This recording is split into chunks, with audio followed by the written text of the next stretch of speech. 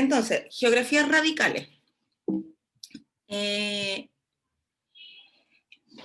hay elementos bueno, hay varios conceptos que trabaja Milton Santos, pero algunos de los conceptos que son más destacables de los que él propone es, primero, antes que todo, es la perspectiva espaciotemporal, ya que yo creo que eso más o menos ustedes lo han visto, porque en el caso de nosotros los profes de historia es súper importante esa nueva perspectiva, ya donde se entiende de que el espacio y el tiempo se ven juntos, no se ven por separado, ya que se encuentran ligados. Entonces ahí hay un engranaje que permite entender el espacio geográfico en relación a esta configuración entre ambos elementos, tiempo y espacio.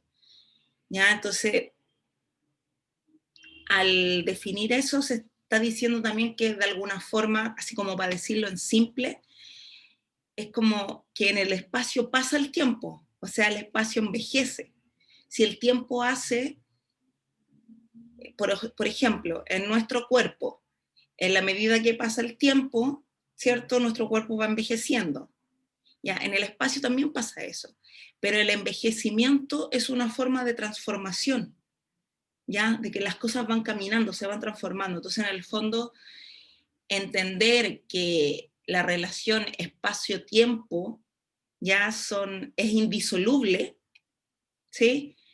Y que además en esa relación es súper importante el ser humano, ya es entender que el espacio cambia, que se transforma, que no puede ser solo un soporte, ya porque no es solo un algo que sostiene a las personas, sino que también ocurren transformaciones en ese espacio. Entonces, si todos nos transformamos, si todos nos envejecemos, ¿ya? En el espacio pasa lo mismo.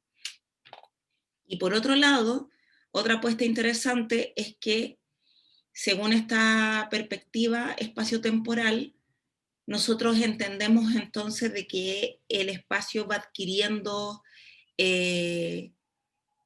ciertos elementos que son económicos, políticos, sociales, culturales, que se van desarrollando, ya que el espacio no está despojado de eso. Por lo tanto, el espacio tiene un devenir histórico, tal como el sujeto tiene un devenir histórico. Ya no es vacío, por decirlo de alguna forma. Entonces, este es el primer como gran aporte que plantea Milton Santos, y luego de eso, de plantear este gran aporte, lo que hace es tomar los elementos asociados a la tecnología. ¿Por qué? ¿Se acuerdan que yo les comentaba la semana pasada, creo que era, que Milton Santos sigue la escuela francesa, que él fue a estudiar a Francia, ya hizo su doctorado en geografía, que el primero estudió derecho, bla, bla, bla, bla, ¿ya? Entonces él sigue la escuela francesa. ¿Y se acuerdan quién origina esa lógica de la escuela francesa en geografía? ¿Sí? ¿Blanch? Vidal de la Blache, sí. Y Vidal de la Blache, ¿de qué hablaba? De los elementos culturales. Y él ponía un gran énfasis en que los elementos culturales, que los géneros de vida, ¿se acuerdan? Los géneros de vida tenían que ver con la técnica que se desarrollaba, o la tecnología que se desarrollaba. Ya, entonces Milton Santos es súper pegado con la técnica, con esta tecnología, y cómo esta tecnología eh, permite producir. ¿Ya? ¿Por qué? Porque Santos viene de una línea neomarxista. Cuando ustedes le digan neomarxista, el neomarxista siempre pone en primer lugar la perspectiva económica, que no significa que no se fije en la perspectiva social, en el medio ambiente, en la cultura, sí, también se fija en eso, pero su primer gran análisis apunta directamente al análisis económico, que tiene que ver con la producción, ¿ya? Y con la producción económica, ¿ya? Entonces, Milton Santos está mirando eso. Y por otro lado, él propone concepto que es súper interesante y que es así como único de él, que son las rugosidades, que es el elemento principal también para el análisis más geográfico histórico, histórico geográfico, ya porque las rugosidades permiten entender que el tiempo y el espacio tiene peak, ¿ya? Tiene momentos en que hay sucesos súper importantes y es un pic, ¿cierto? Y eso hace que se transforme y el tiempo también se transforma y el espacio se transforma y por supuesto los seres humanos, bajo esta lógica de que todos estos elementos están unidos, ¿ya? Que no se pueden entender separados unos de otros. Ya, pues entonces Santos lo que hace, ¿cierto?, es tomar las ideas de Lefebvre y plantear un gran elemento que es que el espacio geográfico se entiende como una construcción social.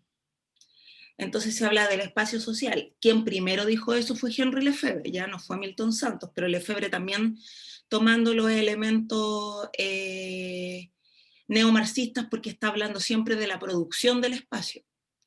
¿Ya? Y ahí, si se dan cuenta también de la línea francesa, ya es súper marcante. La escuela francesa es la apuesta de Milton Santos, ¿ya? Y por supuesto en la geografía crítica brasilera, ¿ya? Porque Milton Santos sienta las bases de la geografía crítica brasilera, que se van a la enseñanza de la geografía y a la geografía como teoría, ¿cierto? Ya académica. Y también entiende, ¿cierto? Entonces que la técnica es este conjunto de medios instrumentales y sociales con los cuales el hombre realiza su vida. Y en el realizar la vida, el hombre crea espacio geográfico, ¿ya? En el minuto en que toma o desarrolla la técnica. ¿Se va entendiendo o no? No sé si soy tan clara, ¿sí?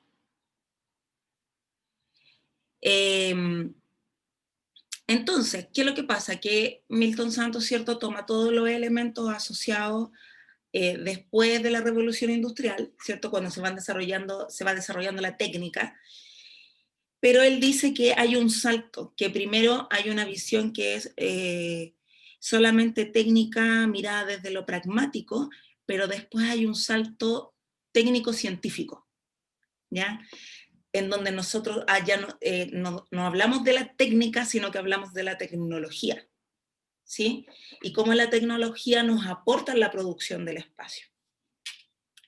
Y cómo eso hace que el espacio se transforme y el tiempo se transforme, ¿ya? ¿Y por qué se va en este bolón así tan raro? Porque en el fondo está pensando en la producción de los países desarrollados y subdesarrollados, ¿ya? ¿Por qué? Porque como es neomarxista, está mirando, ¿cierto?, desde el punto de vista económico y dice, bueno, ¿por qué estos países generan más riqueza y pueden tener acumulación de esa riqueza y otros países no? ¿Y por qué los países que generan más riqueza en realidad van a buscar las materias primas a esos países que tienen menos riqueza? ¿Qué es lo que pasa ahí? Obviamente, que como él lo dice y como nosotros lo sabemos, es un tema de tecnología. ¿Ya? Entonces, si se dan cuenta, la técnica pensada desde esta visión del medio técnico-científico genera un gran cambio, ¿ya? En el tiempo, en los espacios, se mete por ahí con Internet también, qué es lo que está pasando con el área informacional, ¿ya? Entonces, claro, va desarrollando todos los elementos que en algún minuto planteó Vidal de la Blache, ¿ya? O la teoría vidaliana. Entonces, plantea que la técnica en sí misma es un medio para. ¿Por qué? Porque lo está viendo como un instrumento, ¿cierto? Me sirve para generar algo. Y esta técnica o tecnología se puede definir siempre y cuando uno pueda relevar o destacar su posibilidad de uso. ¿ya? Entonces es la posibilidad de uso de esa técnica la que te permite definir a ti qué tipo de técnica es. Si está asociada al medio de técnica tecnológico-científico, ya tecnología, o es una técnica más como primaria, por decirlo de alguna forma, en su posibilidad de uso. Y, por supuesto, también se involucra con cómo esto tiene relación en el espacio. Creo un poquito que es, hay una pregunta. ¿Podría repetir eso último, lo de la técnica? Que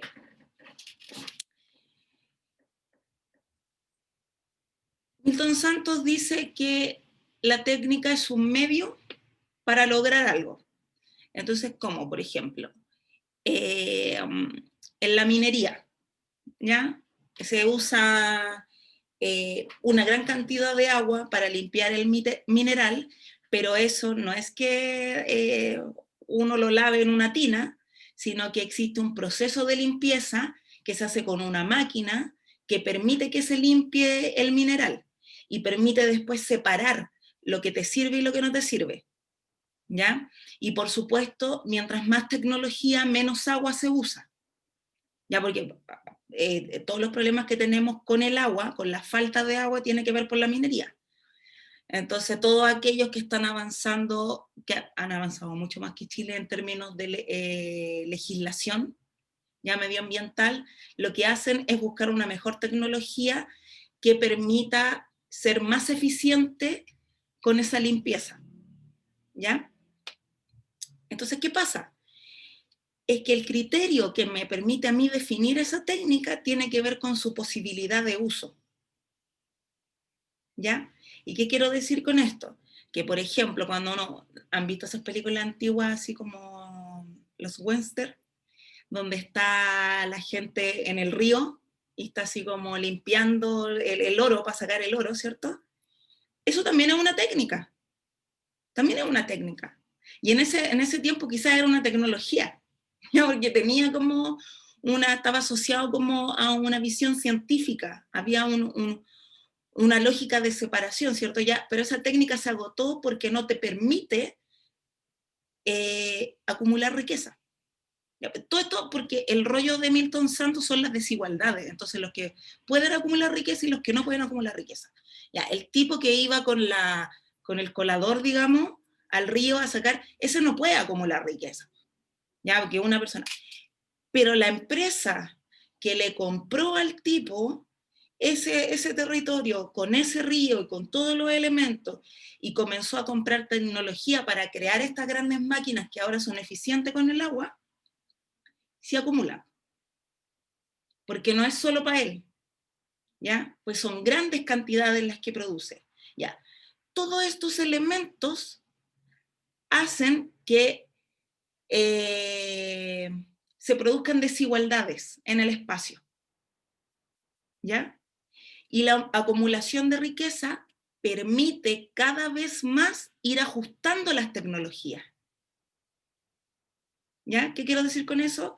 Lo que yo les decía, que ahora con la legislación medioambiental se están inventando nuevas máquinas que utilicen menos agua, que con el agua que usan como que la filtren varias veces para que usen menos agua. Es como, no sé, por la lavadora, la centrífuga, el secador, microondas, el, el celular con datos móviles, po.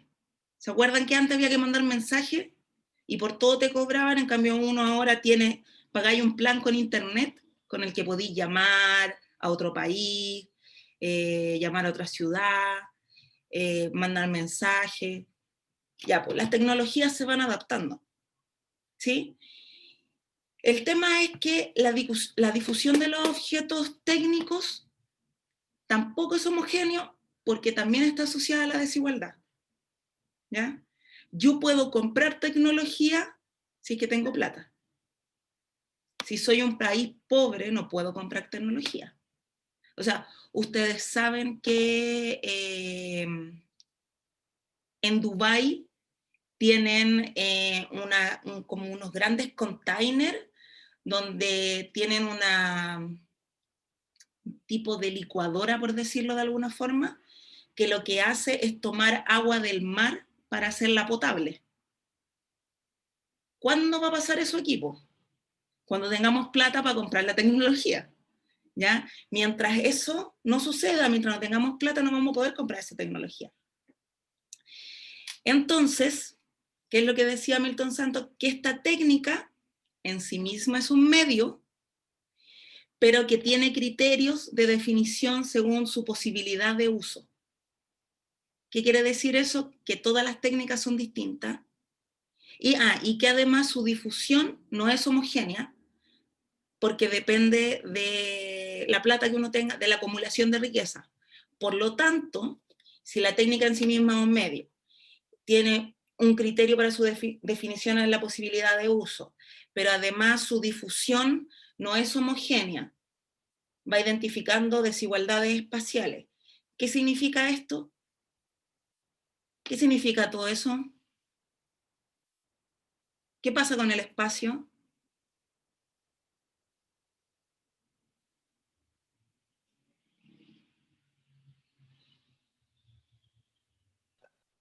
¿Está dividido? Es todo distinto, son todos los espacios diferentes. Y produce divisiones, pues claramente, pero son todos los espacios distintos, porque están asociados a la producción económica. ¿Ya? Entonces, el gran rollo de Milton Santos, ¿se acuerdan que yo les contaba que Milton Santos, su abuela, era esclava? Entonces, por eso él se fija en las desigualdades, en el acceso a la educación, no sé qué, ya. ¿Por qué él se va en esta bola de los objetos, que las técnicas no son homogéneas, que la desigualdad espacial tiene relación con eso? Por esto, porque él está hablando desde los desposeídos, ¿ya? Desde los que no tienen acceso. Entonces su preocupación es los que no tienen acceso, ¿ya? Entonces, ¿cómo nosotros, cómo podemos permitirnos redefinir los objetos técnicos para generar un conjunto organizado que nos permita evitar las desigualdades espaciales? ¿Ya? Ese es el camino de Milton Santos. ¿Ya? Uno identifica la desigualdad espacial, ¿ya? Porque recuerden que cuando nosotros hablamos de geografía crítica, así como de pedagogía crítica, todo lo que tenga crítica, lo crítico se evidencia en la reflexión, ¿ya? Se evidencia en la reflexión, una reflexión, por supuesto, que tiene una perspectiva social, pero que además tiene una perspectiva transformadora. Eso es lo crítico. No es lo peleador, no es criticar. Por supuesto, uno cuando tiene un punto de vista social, cuando quiere generar una transformación, critica, pues, sí, es parte de, pero ni la pedagogía crítica ni la geografía crítica es solo criticar, sino que es reflexionar a propósito del tema. ¿Me van siguiendo? ¿Sí? Sí, profe. Ya, entonces,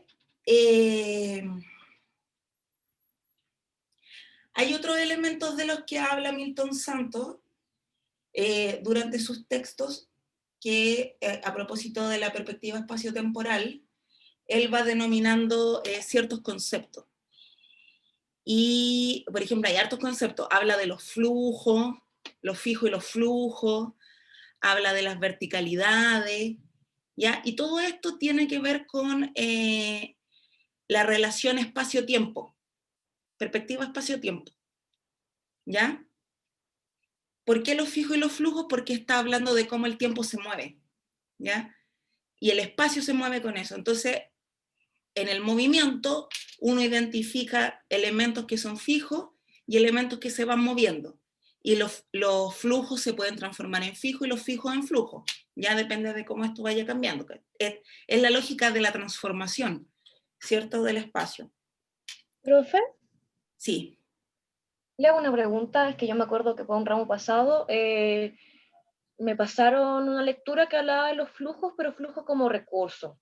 Era como de campo ciudad la materia, entonces como que Iba como desde el punto de que las ciudades ahora se construyen en redes y estas redes, por más que tengamos distintas personas, o sea, que tengamos población en distintas zonas, los flujos llegan al centro. ¿Tiene relación con lo que dice Milton Santos de los flujos o no? No. Los flujos pueden ser varias cosas. Puede ser, por ejemplo, la red de conexión del metro, Ya, uno lo sí. podría mirar como flujo. Las carreteras, uno las podría mirar como flujo. La ciclovía, podría mirarla en lógica de flujo. Es lo que te permite el movimiento. Ya. Pero también otras cosas, súper simples, las escaleras de las casas puede ser un flujo. El ascensor puede ser un flujo. Las cañerías pueden ser flujos. ¿Cachai? Es como mirar cómo eso va produciendo espacio, cómo se va Ya. produciendo una interconexión, una red de conexiones, donde Ya, porque si hay existía. un Ya, fijo, un fijo que falle, ponte tú, no sé, ya, cañería, la llave. La llave falla, te deja la embarrada en el flujo. ¿Se entiende? sí, sí, Como, sí, sí, sí, estoy entendiendo. ya, uno podría utilizar, porque cuando él propone esto, lo habla en términos súper conceptuales, pero en realidad está hablando de una visión económica.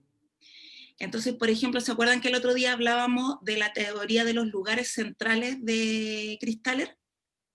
Que es neopositivista, que es cuantitativo y que lo que quiere es sacar el mejor provecho del espacio y que entiende que el espacio sostiene esto. Lo fijo y los flujos es exactamente lo mismo, solo Ya, que desde de una visión crítica, donde existe una transformación, hay cambio, y lo que uno hace cuando trabaja en red es entender el espacio como un constructo social, porque la red te permite llegar a todos los lugares. Para eso es la red, un sistema, ¿ya? Y por eso después aparece la categoría de geosistema, porque lo que quiere es trabajar en red. ¿Se va entendiendo? Como esa es como el horizonte de Milton Santos y de todos los geógrafos críticos, y que después los postcríticos también lo toman.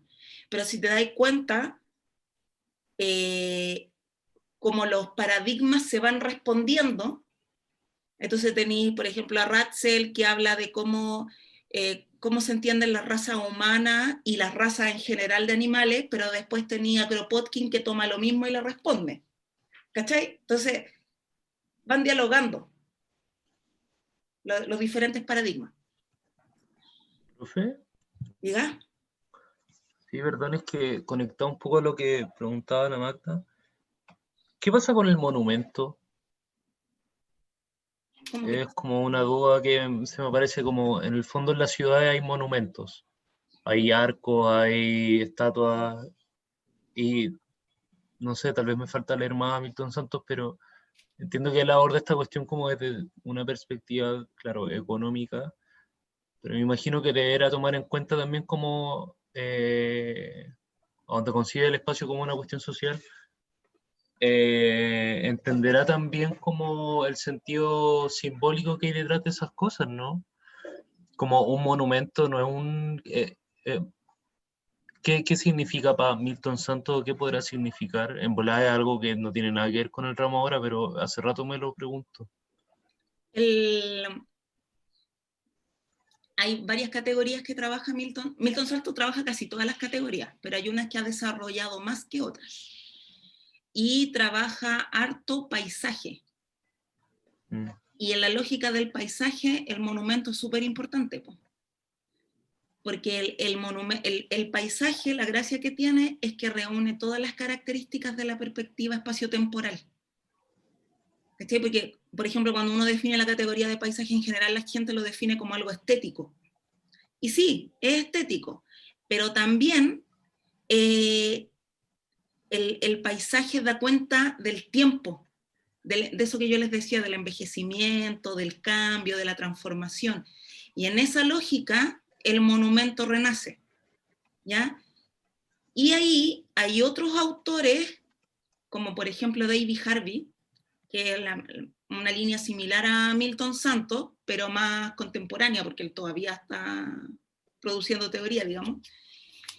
Y él agarra eso, pero lo agarra, por ejemplo, desde la visión de la memoria y del lugar. Trabaja en el monumento con memoria y con la categoría de lugar, y no trabaja la categoría de lugar como la trabaja Yifutuán, de las sensaciones, la topofilia, no, trabaja el lugar político. Igual que Doren Massey. Doren Massey también trabaja el lugar político, pero de ahí lo vamos a ver porque ella está más en lo postcrítico. Una patita más allá. Diga.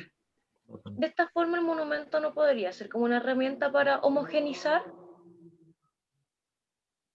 El monumento, sí, podría ser una herramienta para homogenizar, podría ser entendido como una red, podría ser visto como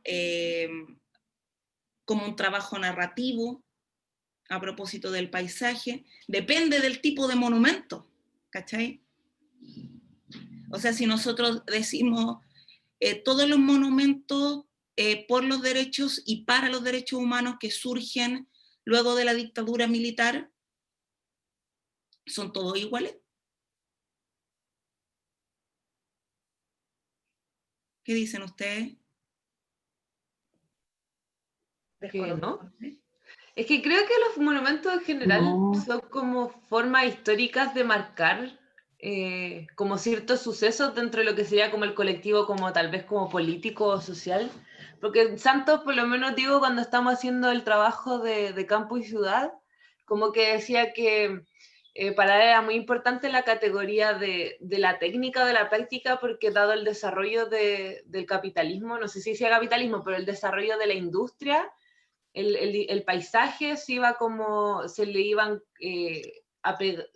creando encima y iba cambiando a medida que se desarrollaba. Por ejemplo, no sé, partían de una viña y después la viña como que iba agregando distintas como manufacturas, ¿cachai? Donde se iba como desarrollando cada cosa, entonces el paisaje iba mostrando cómo las distintas industrias iban desarrollando y volviéndose más complejas. Pues el monumento igual es como un objeto que es como más histórico, en el sentido que uno marca como ciertas cosas en el tiempo, como pasa algo en un lugar y uno pone un monumento del cual uno desde la historia o desde la sociedad llama a la memoria, como uno intenta construir como cultura alrededor del mismo, y los monumentos al mismo tiempo también cambian su significado a través del tiempo, como súper ejemplo la Plaza Baquedano, como que antes tenía un significado cuando se construyó y después tuvo otro, donde siempre se iba a celebrar, y ahora es como el lugar donde la Plaza Dignidad, como cualquier construcción en el espacio tiene un significado al momento del cual se crea, pero ese significado también varía con el tiempo, creo. Sí, pues justamente varía, pero hay algo que los diferencia desde su origen a los monumentos. Evidente. Diga. Carita ¿Te feliz. muteaste, Ana? No, es que era eso de lo que había preguntado al principio, como de los monumentos, como depende de dónde vengan y cuáles sean sus fines. Por ejemplo, yo igual he notado que los monumentos que son como desde rescatar la memoria que se vivió en el tiempo de López, por ejemplo, en el ámbito como de las mujeres políticas, siempre es como desde la posición como de víctima, como, no como desde el, no sé, pues como luchadora o cosas así.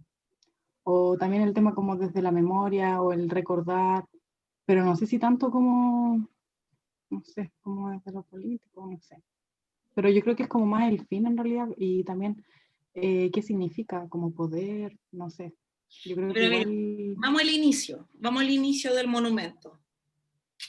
¿Cómo yo defino que quiero hacer un monumento y en qué lugar quiero hacer el monumento? ¿De dónde sale eso? ¿A quién se le ocurrió? A las personas que están en el poder, quien ¿Ya? sea que lo tenga, porque Sí. no sé si cualquier, como dentro de una comunidad.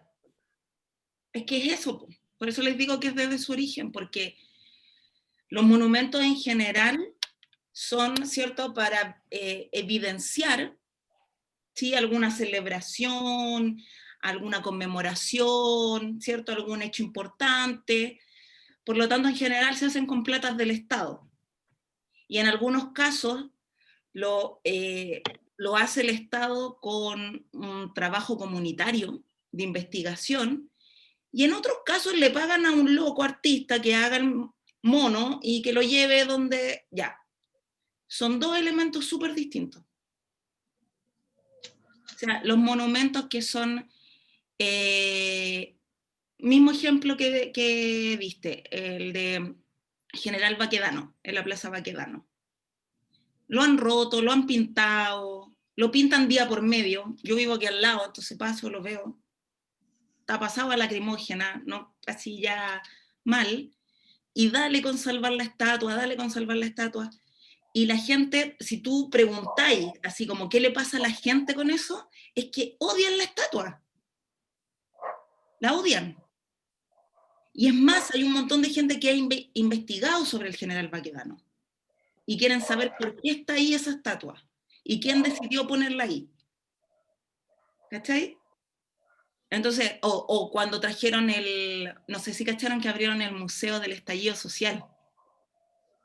Y tienen el perro Matapaco. ¿Se acuerdan que está el perro Matapaco acá en el parque?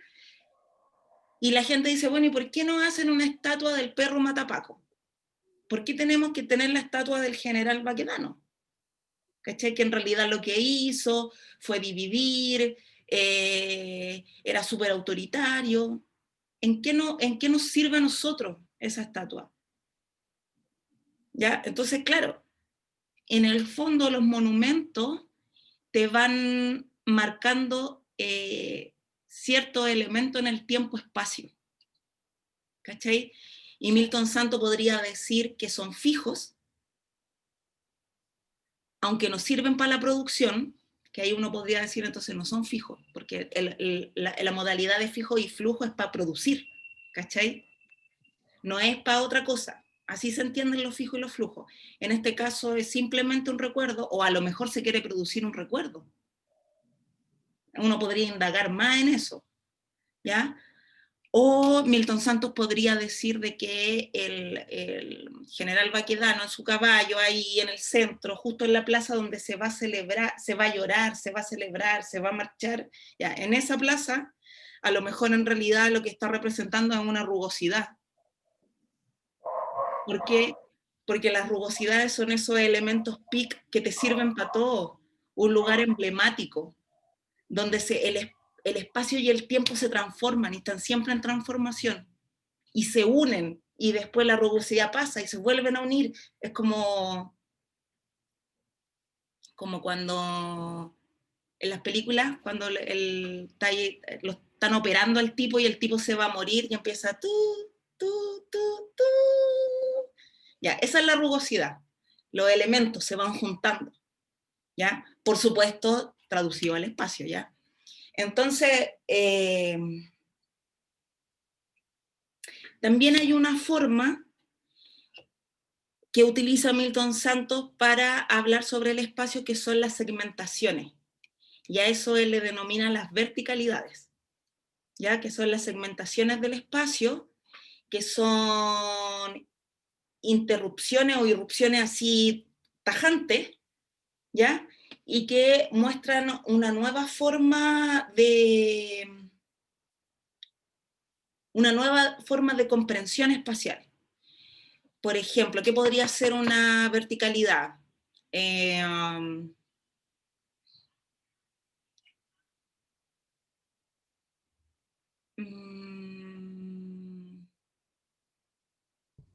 pensando en... Sanhattan, ¿Cómo?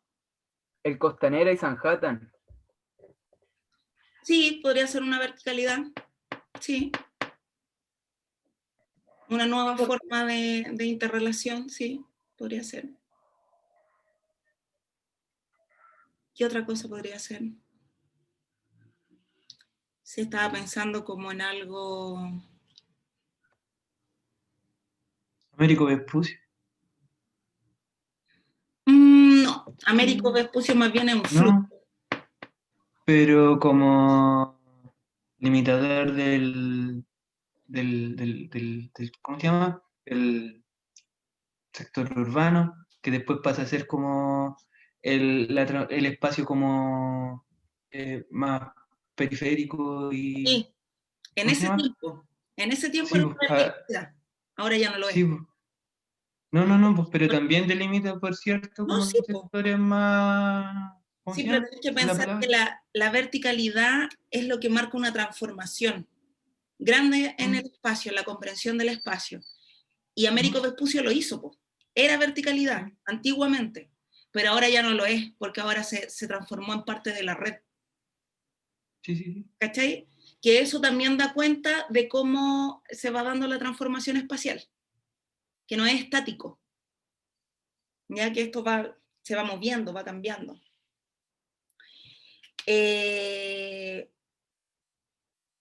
Bueno, a propósito de cómo el espacio se va modificando, ¿cierto? Y cómo se van creando las redes y la comprensión espacial va cambiando, se van generando, ¿cierto?, estructuras organizacionales que son cada vez más complejas y mientras más complejas van rechazando el intercambio natural. ¿Qué quiere decir eso? Que lo que van haciendo es fomentar la acumulación de riqueza. ¿Ya? Entonces, pareciera ser, ¿qué es lo que plantea Milton Santos? Que pareciera ser que mientras existe más complejidad en el espacio, se van generando mayor cantidad de redes, más estructura organizacional, existe menos solidaridad. ¿Ya?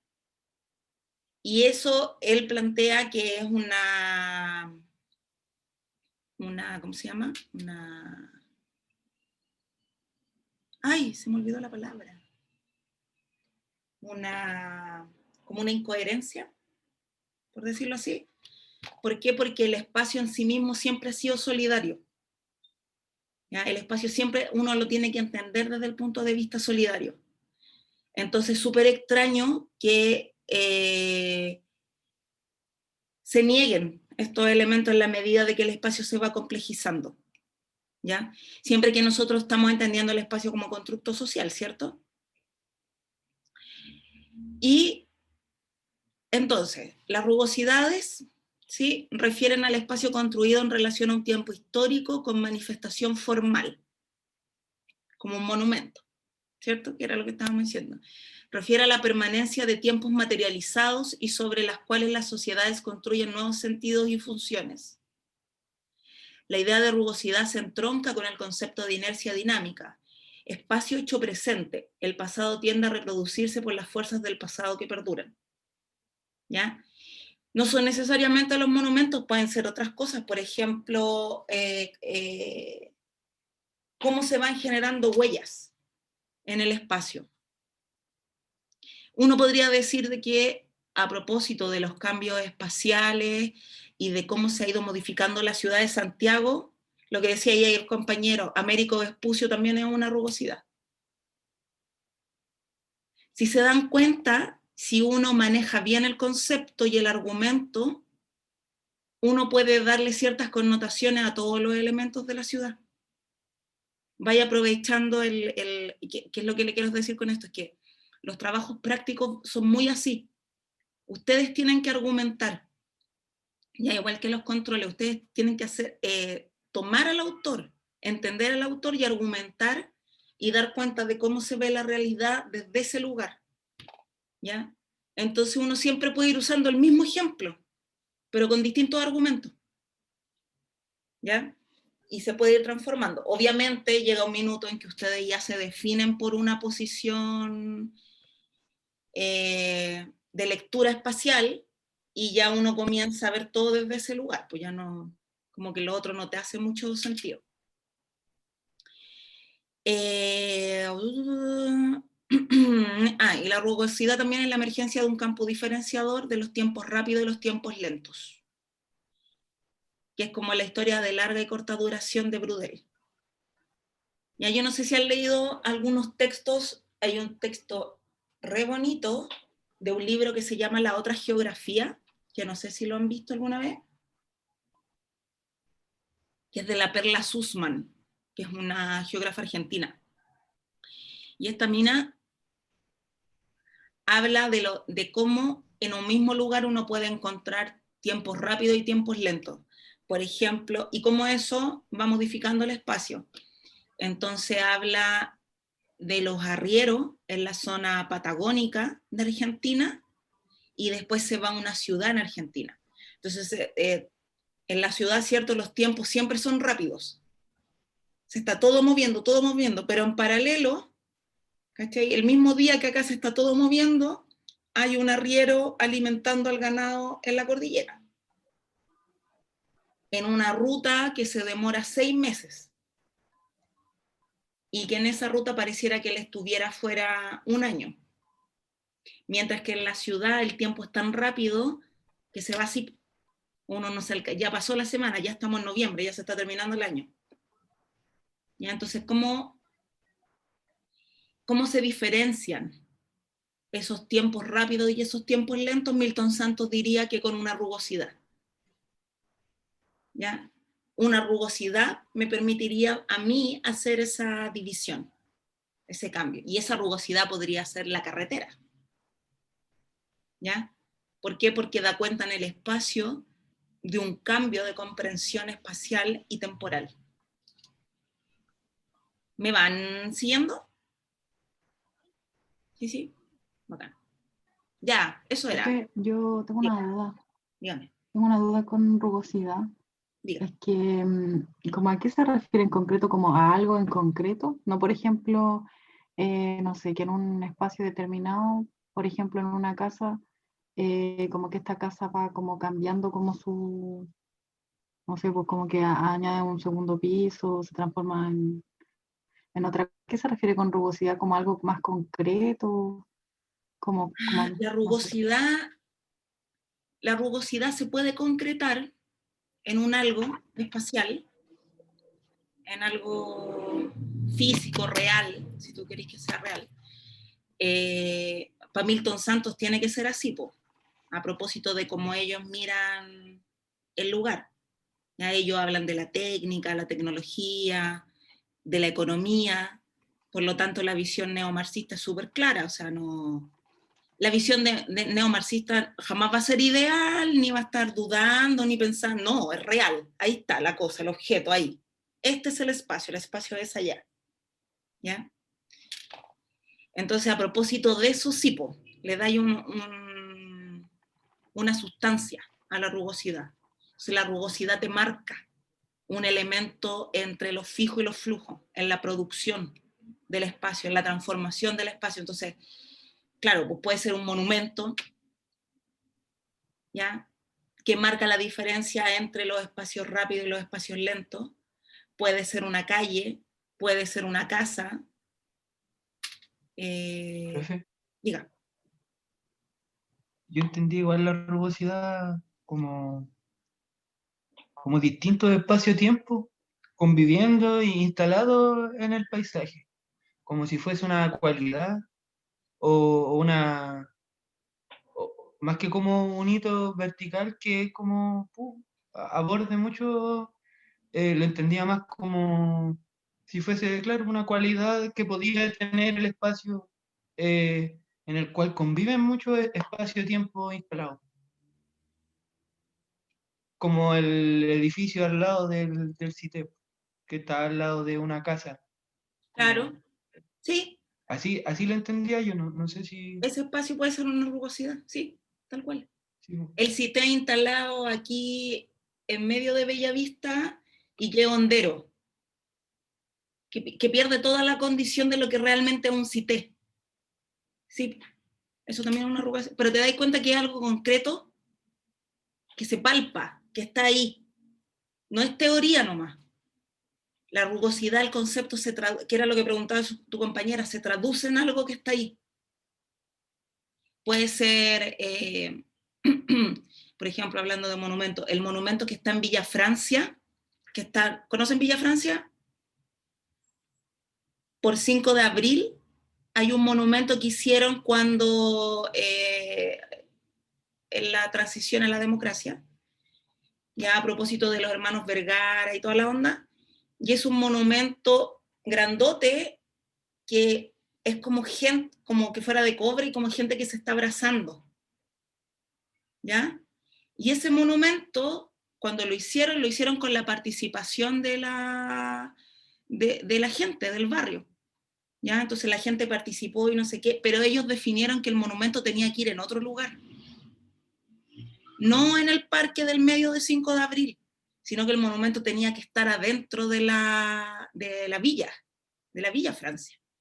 ¿Ya? ¿Y qué pasó? Que el gobierno de turno decidió que no, pues si estaba ahí haciendo un monumento era para mostrarlo. ¿Cómo lo iba a poner adentro de la villa? Y lo pusieron afuera. Y el monumento perdió la connotación que tenía. Ahora es un baño público. Los cabros carretean y hacen pichí ahí en el medio porque podía entrar y está ahí tapado. Y perdió toda la connotación de monumento. Para lo que era. Eso también es una rugosidad. ¿Me cacháis?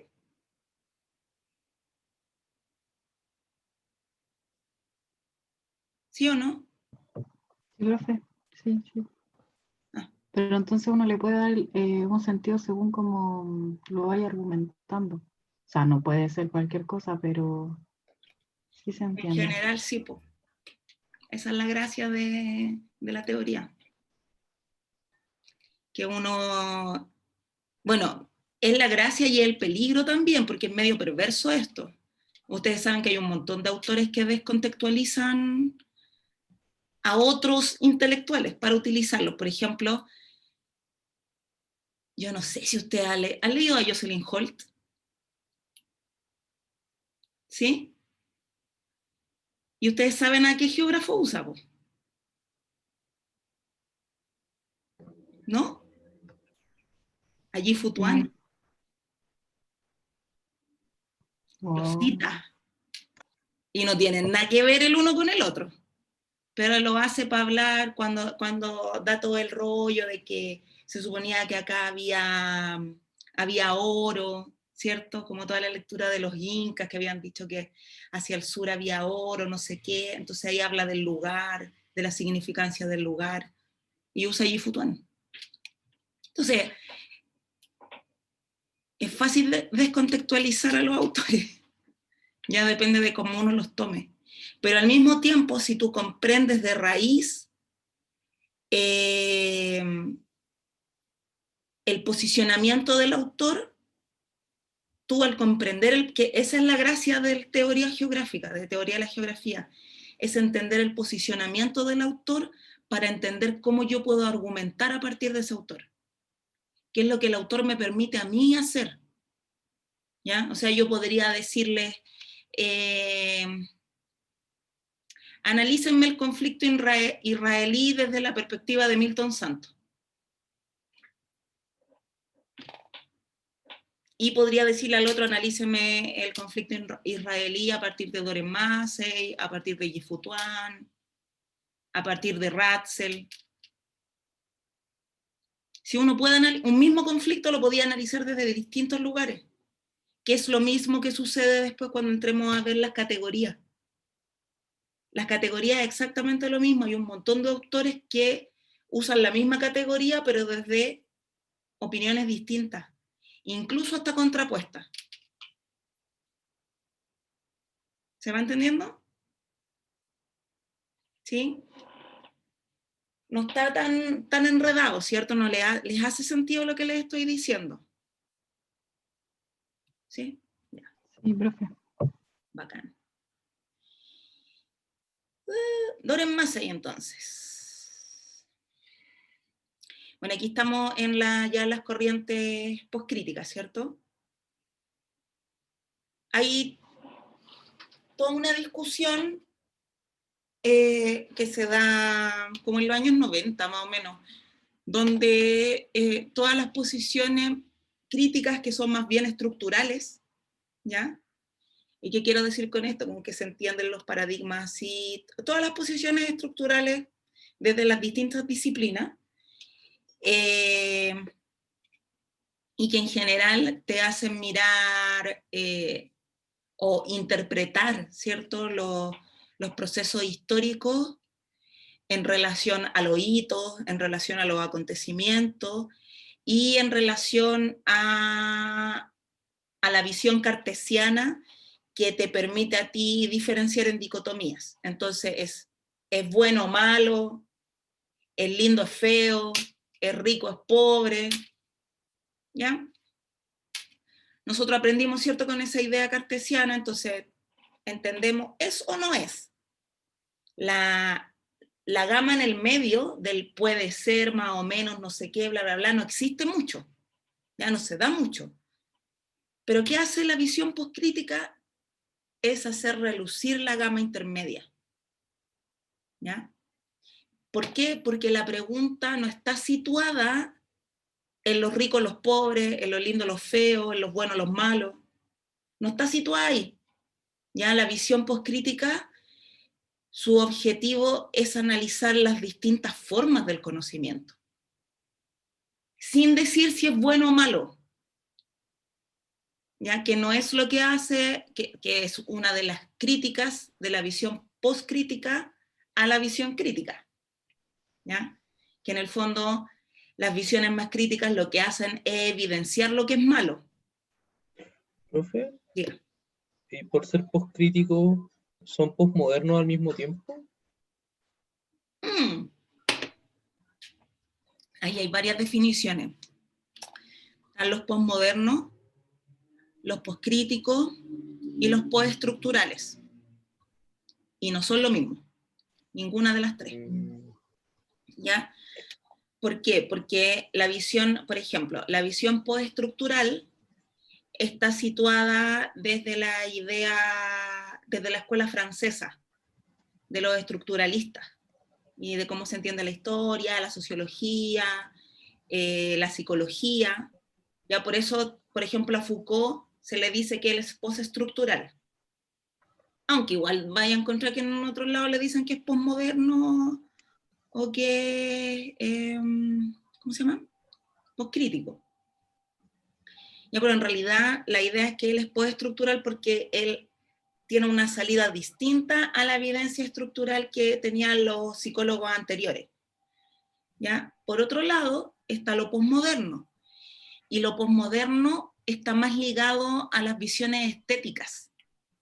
¿Por qué? Porque la modernidad se trabaja desde las artes.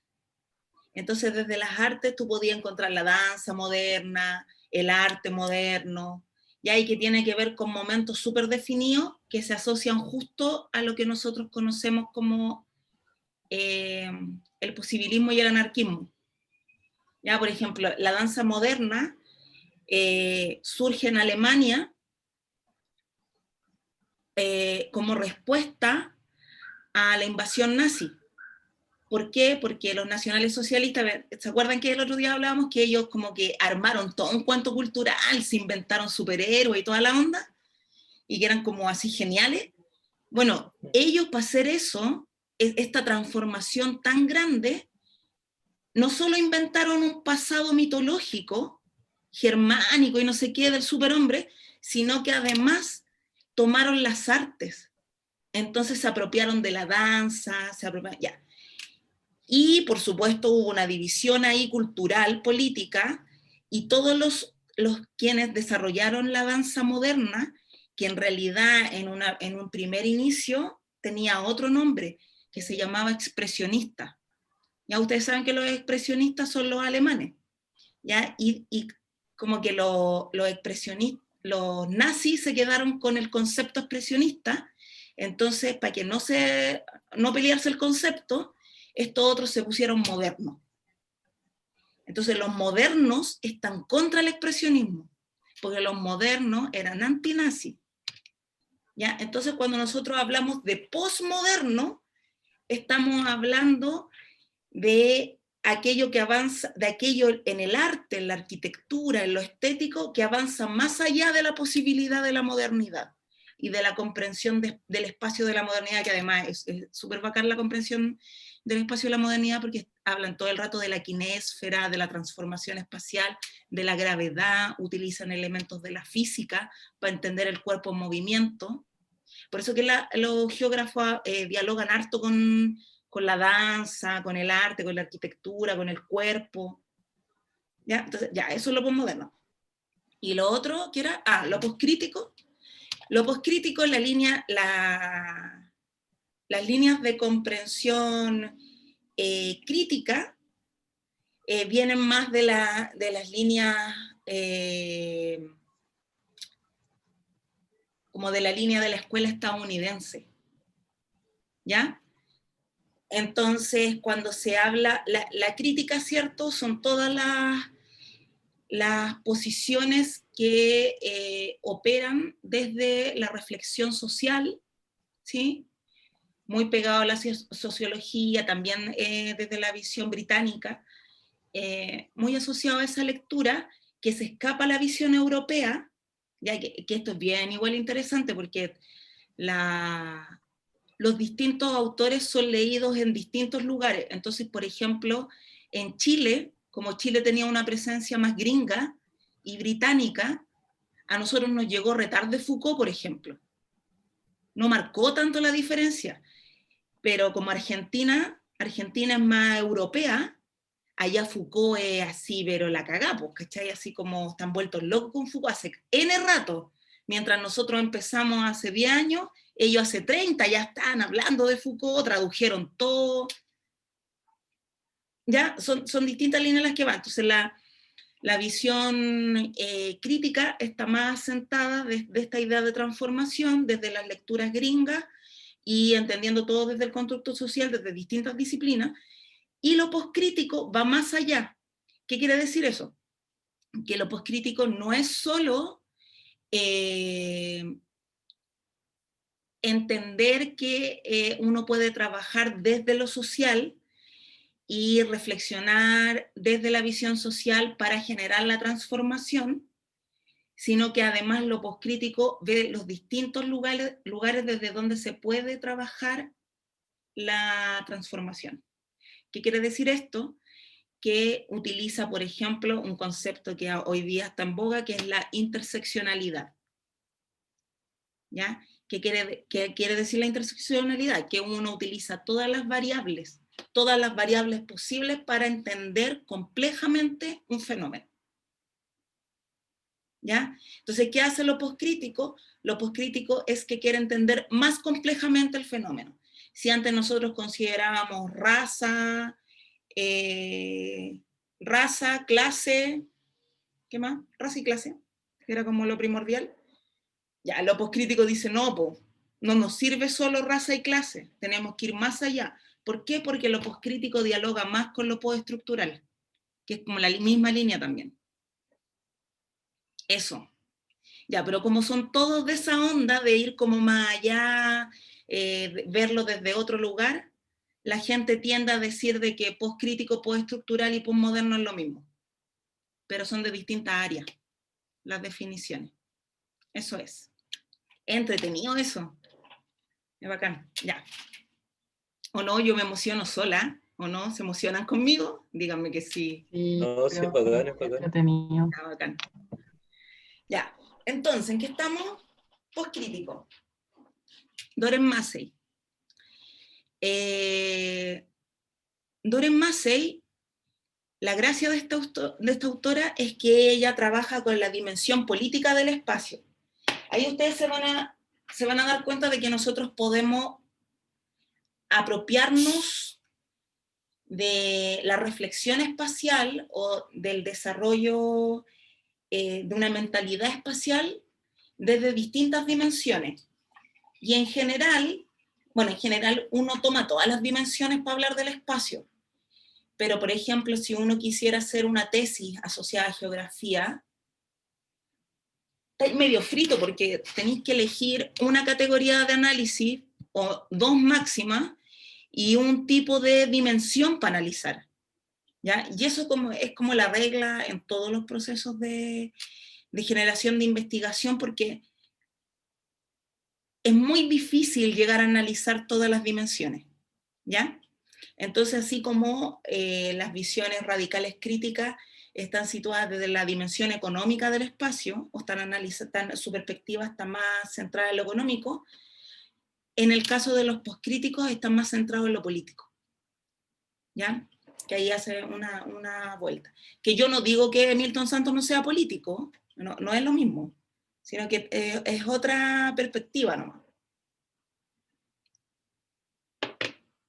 Y Doren Massey trabaja harto la categoría de espacio, ya que nosotros aquí en Chile trabajamos el espacio como una gran categoría, ¿ya? Que si nos ponemos cierto lente lo podemos ver como lugar, si nos ponemos otro lente lo vemos como territorio, si nos ponemos otro lo vemos como geosistema y así. Pero en realidad hay un montón de discusiones a nivel internacional sobre cuáles son las categorías del espacio geográfico. Aquí en Chile nosotros escogimos tomar algunos elementos de las discusiones sobre los conceptos y categorías de las discusiones brasileras de enseñanza de la geografía, ¿ya? Y de ahí nos apropiamos y eso es lo que nosotros usamos, pero podríamos haber usado otras categorías. Entonces, por eso es que lo primero que hace Doren Massey es trabajar con la categoría de espacio, definir qué es lo que es el espacio, porque para algunos autores espacio es una categoría también, ¿ya? Por eso que queda como medio raro que ella hable todo el rato del espacio. Y luego, ella lo que hace es ingresar más como en la micropolítica, y al ingresar en la micropolítica, lo que hace es acercarse a la categoría de lugar. ¿Y por qué? Porque trabaja con los elementos de identidad. Ya, entonces, es súper interesante el bolón de la Doren Massey porque ella, ¿qué es lo que plantea? Siguiendo la misma línea de que no se puede entender el espacio separado del tiempo, ¿ya? Siguiendo esa misma línea, pero dándole más connotación política, habla de la reconfiguración espacial a propósito de los lugares y la identidad. Y como habla de eso, a propósito de los lugares y la identidad, y está situada de la visión postcrítica, ella hace un gran cambio en la lectura porque lo primero que dice es: yo voy a hablar de esos otros de los que nadie habla, ¿ya? Entonces ella habla de los migrantes, habla de las mujeres, habla de lo no binario, ¿ya? Habla de eso otro que nunca se vio, habla de los nadie, ¿ya? O sea, profundiza en otro lugar y por eso que es tan importante la identidad. Entonces, hay un texto que es súper bueno de ella, que está en una compilación, porque no hay muchos textos de ella en español, ¿ya? Pero yo les voy a pasar unos, la idea que leamos para los controles, que leamos un poquito de Doren Massey porque es bien entretenida, y además tiene una postura bien... quizá hoy día no es tan radical, pero en su minuto lo fue súper importante como el aporte que ella hizo a la lectura espacial. Hoy día, como está de moda, pareciera que es algo que siempre se dijo, pero no es así, ¿ya? O sea, si nosotros pensamos en cómo trabajó la geografía crítica Milton Santos o David Harvey, la mujer, nunca hablaron de la mujer, hablaron de las trabajadoras, ¿ya? Con la connotación económica, pero no de la mujer, ¿ya? Ya, eso. ¿Qué dice primero Doren Massey? Que el espacio se comprende como producto de interrelaciones, que uno no puede comprender el espacio de otra forma. El espacio solo existe como un producto de las interrelaciones. Por lo tanto, el espacio se constituye de subjetividades políticas, ¿ya? Como se da a propósito de las interrelaciones, el espacio no puede ser uno solo y no puede ser el mismo para todo el mundo, ¿ya? ¿Por qué? Porque el espacio es subjetivo, porque se da producto de interrelaciones, porque no se puede entender como inmutable, ¿ya? Está asociada a las identidades, y las identidades están asociadas a lo político, las identidades están asociadas a lo cultural, a lo social, y eso cambia, ¿ya? Eso va modificándose. Me gustaría mostrarle, que no sé si alcanzo, hay un discurso, ¿conocen a la Chimamanda Ngozi Adichie? ¿Chimamanda? ¿No les suena? Ya.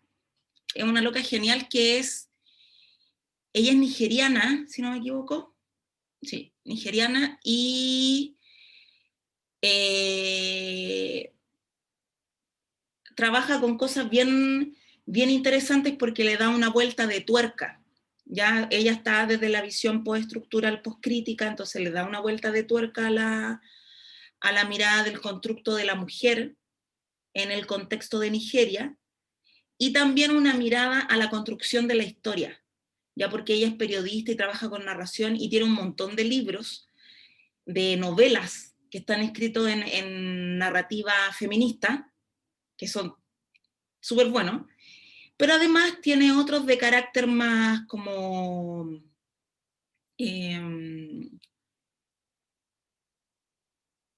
como de reflexión histórica, ¿ya? Entonces, por ejemplo, hay uno que es bien conocido que se llama El peligro de la historia única, ¿ya? Donde, ¿qué es lo que va trabajando? Lo que trabajamos nosotros, y lo cuenta súper entretenido. Vean, yo lo tengo por aquí, les voy a leer una parte. Ese. Es un libro chiquitito, chiquitito, chiquitito, ¿ya? Y lo que hace es hablar de estas subjetividades que son políticas y que se construyen en un espacio que se dan producto de las relaciones y que se van transformando.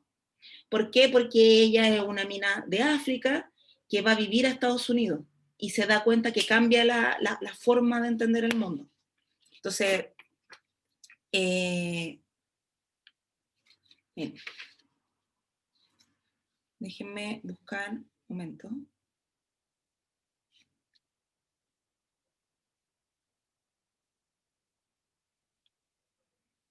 Ya, voy a leer esto.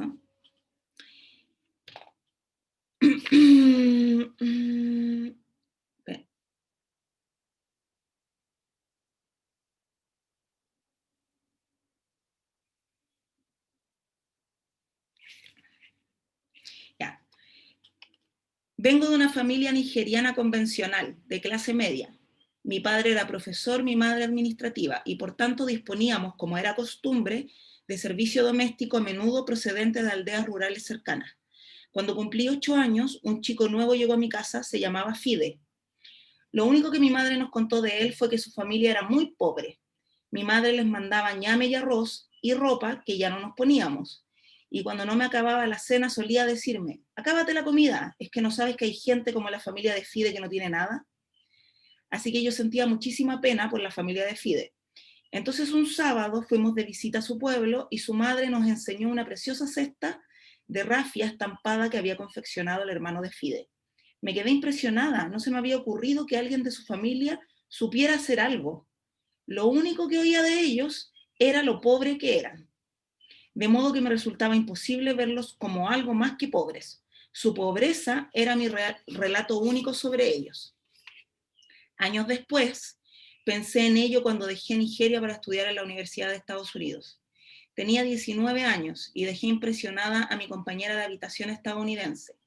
La chica me preguntó dónde había aprendido a hablar inglés tan bien, y le desconcertó descubrir que el idioma oficial de Nigeria es el inglés. Me pidió escuchar lo que yo llamo mi música tribal, y se llevó una gran decepción cuando saqué mi cinta de Mariah Carey. Además, mi compañera de cuarto daba por hecho que yo no sabría utilizar la cocina.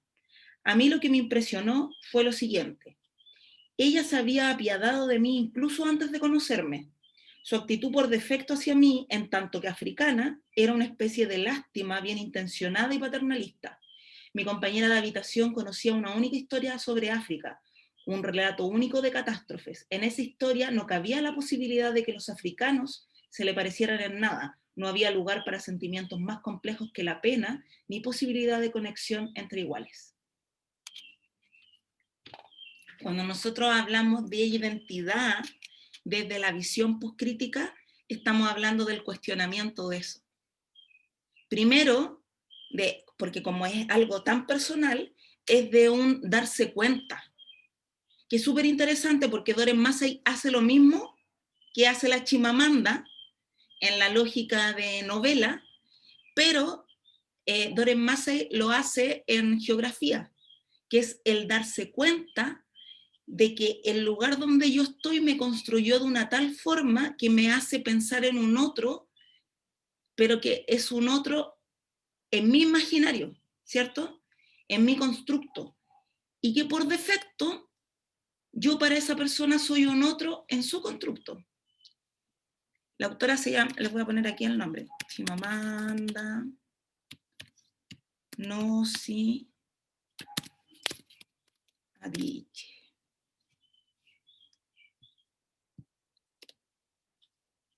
¿Ya? Entonces,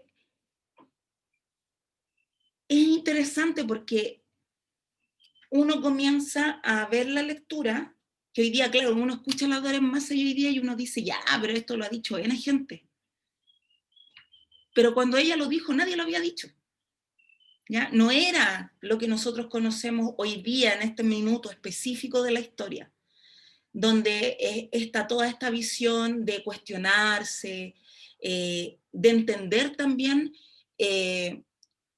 la interseccionalidad, que un poco es la interrelación, ¿ya? Las distintas variables. Antes no estaba eso. Tú eras de una forma, existía una única historia, la historia oficial era lo que era, como muchos, ya los profes de historia y los historiadores, licenciados en historia, criticaban eso de la historia única. Pero en general, a ti te enseñan en el colegio una visión y tú aceptáis que esa visión es la visión verdadera, real. Y ahí es cuando nosotros discutimos qué es lo real, ya. ¿Cierto? Por eso es que está todo el cuestionamiento filosófico. Porque si nosotros entendemos qué es lo real para el autor tanto, entendemos inmediatamente su postura. Inmediatamente sabemos, lo podemos ubicar. Este tipo está aquí, está acá, esta tipa está acá, está allá. Lo podemos ubicar. Y se nos aclara el panorama inmediatamente. Y otra cosa, Doren Massey habla de la multiplicidad, ¿ya? Y dice de que el espacio se entiende también como la posibilidad de la existencia de la multiplicidad. ¿Qué quiere decir esto? Que no solo es el producto de interrelaciones, sino que además se da una multiplicidad de espacialidades dentro de un espacio. ¿Qué quiere decir esto? Que el espacio no es homogéneo, que existe diversidad, que hay heterogeneidad, que dentro de un mismo barrio podemos encontrar distintas formas. Entonces aquí ya se ve un poco lo que hablaba Milton Santos de los fijos y los flujos, que él lo habla de una forma súper economicista, ¿ya? El fijo y el flujo como producción, pero aquí no, pues acá se habla de la multiplicidad como producción de este espacio, ¿ya? Porque no solo se está entendiendo en términos de intercambio, se está entendiendo en términos de subjetividades, se está entendiendo en términos de memoria, se está entendiendo en términos de identidad. ¿Me van siguiendo con la diferencia? ¿O se hace muy complejo? ¿Sí me siguen? Ya, bacán. Y, por último, dice que el espacio se encuentra en constante transformación. Por lo tanto, está diciendo que el espacio tiene una historia, que el espacio no se puede comprender sin historia, ¿ya? Que hay un constante devenir histórico, ¿ya? Entonces, que esos elementos son fundamentales para entender la existencia de la política, ¿ya? Nosotros no podemos entender esto por separado, ¿ya? Entonces, cuando nosotros decimos el espacio es político, estamos diciendo que el espacio es histórico también. Cuando nosotros decimos de que el espacio es histórico, estamos diciendo que también es político, ¿ya? No hay forma de comprenderlo de una manera distinta. Entonces es interrelacional, tiene multiplicidad y está en constante transformación. ¿Ya? Esos son como los puntos ejes de la Doreen Massey, para hablar de espacio. Luego,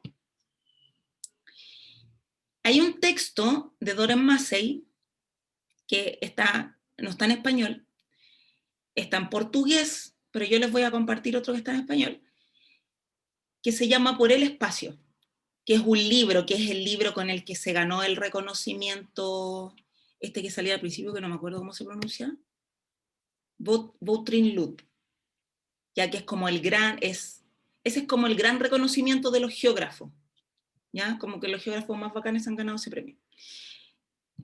Y es por el texto Por el espacio, ¿ya? Y en este texto Por el espacio ella declara estos elementos, pero además declara por qué está en contra de la visión de Bergson, a propósito de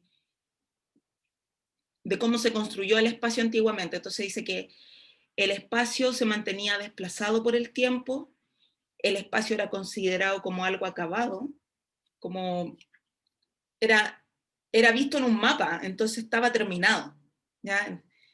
Las líneas se habían cerrado, los meridianos se habían completado, el plano estaba listo, estaba fijado, ¿ya? Y que el tiempo era el vehículo del cambio, ¿sí? Entonces Bergson lo que hace es hablar mucho del tiempo como, bueno, que es toda la línea de los historiadores, ya donde el tiempo siempre es más importante y supone también, así como yo le hablaba de las dicotomías bueno o malo, rico pobre, todo eso, supone la dicotomía tiempo-espacio, ¿cierto?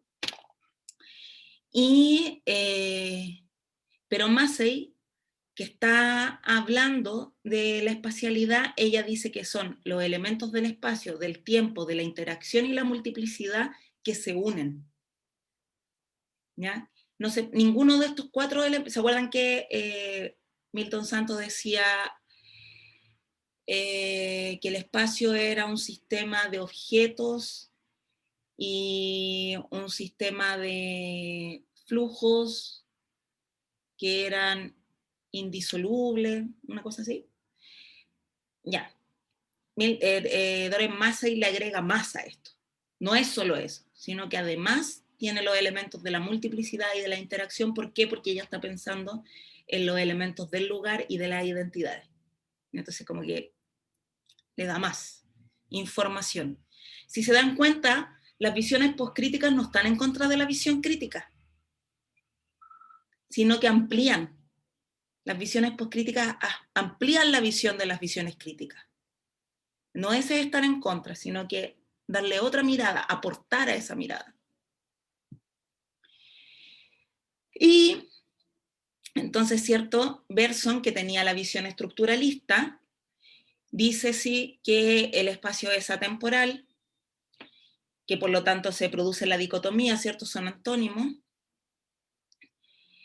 Y que en el caso de Doreen Massey, ella dice de que esta idea concuerda con la idea de que el espacio es producto de interrelaciones. ¿Por qué? Porque si el espacio es producto de interrelaciones, podríamos sacarle la connotación temporal, ¿ya? Pero no con la idea de que se encuentra en constante transformación o en proceso de transformación, ¿ya? ¿Qué se refiere a eso? Que las interrelaciones pueden ser asincrónicas, ya que nosotros hoy día lo estamos viviendo, po. O sea, si tenías una clase que no te podís conectar porque tenía el internet malo, termináis viendo la grabación. Y está igual en la clase. Ya si se dan cuenta, el tiempo está fuera de esa espacialidad, ¿sí? Pero no podemos decir que no hay un proceso de transformación de la espacialidad. Eso es más o menos a lo que apunta la autora. Y luego dice que hay una concepción modernista donde el espacio está dividido administrativamente, donde existe una organización social, cultural, espacial. Esto muy en la línea de la pregunta que hizo el compañero antes, que era la diferencia entre poscrítico, postestructural y posmoderno. Y así se dan cuenta, la concepción modernista, ¿cierto?, está asociada a las culturas, a lo social. Pero ¿qué es lo que dice Massey? Que el espacio es un producto de la interacción y que el espacio, como es producto de la interacción, siempre, siempre, siempre va a tener algo de impredecible. ¿Ya? Porque la interacción se va produciendo en el momento. Y son distintas subjetividades las que están hablando. Por lo tanto, tú no podís predecir qué es lo que va a suceder. ¿Ya? Que es algo que no lo puedes ver con la concepción modernista, porque la concepción modernista te diferencia según las culturas. Por lo tanto, la concepción modernista uno la podría asociar, por ejemplo, a la estructura arquitectónica, y al asociarla a la estructura arquitectónica lo podríamos asociar a la lectura de región, con organización administrativa, que es una organización arquitectónica. ¿Se entiende?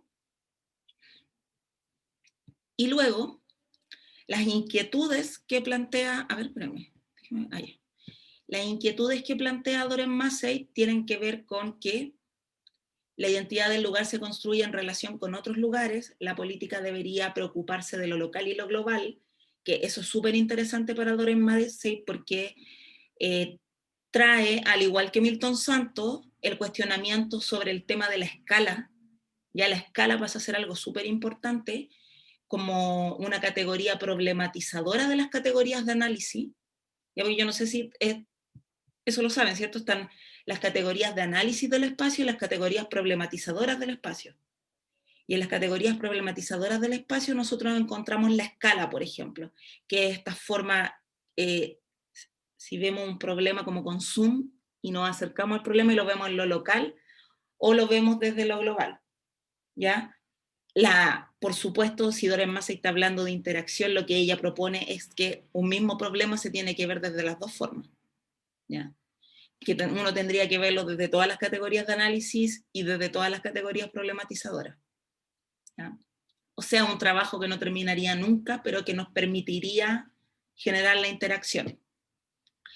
Y además ella nos dice que para entender esto es necesario reconocer a dominados y dominadores. Y esa es su patita de lazo con la visión crítica. Porque vuelve a la dicotomía. Se dan cuenta que es heavy porque como nosotros fuimos criados en la visión cartesiana, nosotros naturalmente entendemos el mundo desde la dicotomía. La única forma que tenemos para no entenderlo así es la autorregulación, que es que nosotros mismos tenemos que estarnos continuamente revisando para corregirnos en la forma en cómo estamos leyendo el mundo. Cuestión que es sumamente difícil, pues. ¿Ya? O sea, no lo desarrollamos desde la niñez, entonces esa autorregulación nos cuesta más. Eso, preguntas. ¿Alguna pregunta?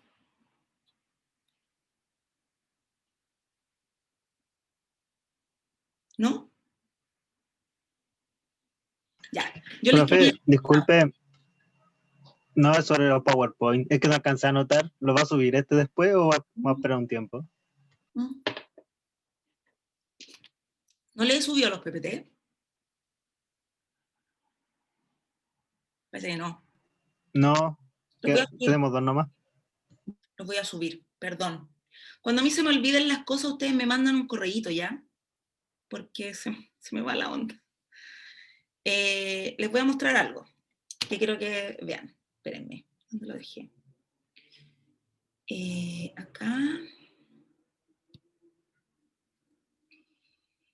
Agarré por acá.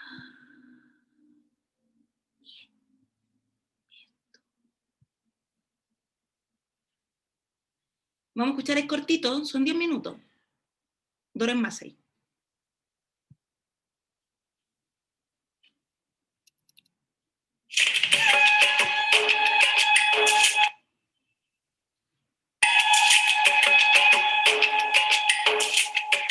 Nosotros europeos, o algunos de nosotros, mirando desde nuestro continente lo que pasa ahora en América Latina, vemos la posibilidad de esta forma de alternativa.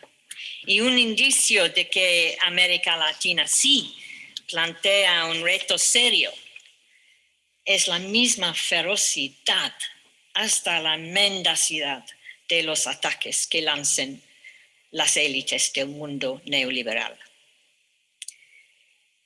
Pero antes de hablar de este continente, quisiera contarles una pequeña historia de la misma Europa que llama la atención. Es que solíamos creer que una Europa occidental socialdemócrata constituyó un polo alternativo al neoliberalismo estadounidense. Fue nuestra esperanza, ¿no? Pero durante los años 90, este polo alternativo fue minado por completo. Ahora es casi imposible distinguirlo de los Estados Unidos. Los dos son neoliberales. Las élites de las dos proclaman que no hay alternativa. Entonces, quizás vale la pena preguntar por qué esta derrota. Primero, el modelo socialdemócrata europeo era un modelo redistributivo en una economía privada. Por un lado, había el sector privado y los principios del mercado, cuya función era producir crecimiento. Por otro lado, estaba el gobierno, cuya función era redistribuir una porción del excedente, ¿no?, de las ganancias de este crecimiento. Es decir, los principios del mercado producen la desigualdad y el Estado trata de corregirlo. Aquí no hay ningún cuestionamiento, ningún reto a los principios básicos del mercado, porque en primer lugar producir desigualdad. Aún más, el modelo no pudo perdurar. Es que claro, contó con el hecho de que hubo crecimiento. Sin crecimiento no hay posibilidad de redistribución. Y hace unos años estalló la crisis y no tenemos crecimiento. Esto es, el modelo no fue sostenible económicamente como polo alternativo. Aún peor, tampoco fue sostenible social y políticamente. Y esto tuvo que ver con la forma de su democracia.